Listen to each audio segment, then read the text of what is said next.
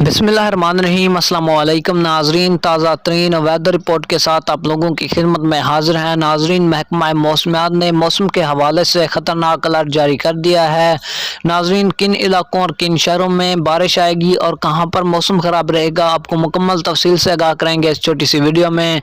लेकिन उससे पहले आप तमाम दोस्तों से गुजारिश है कि अगर आपने हमारे चैनल को सब्सक्राइब करके वीडियो को लाइक नहीं किया है तो जल्दी से कर दें। नाजरीन, महकमा मौसमियात की रिपोर्ट के मुताबिक मुल्क के बेशतर इलाकों में मौसम खुश्क जबकि वस्ती और जनूबी इलाकों में गर्म रहेगा।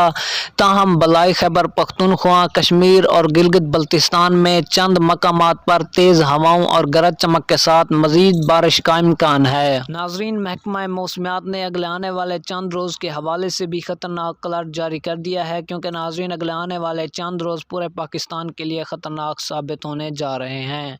अचानक मौसम में बड़ी तब्दीली देखी गई है।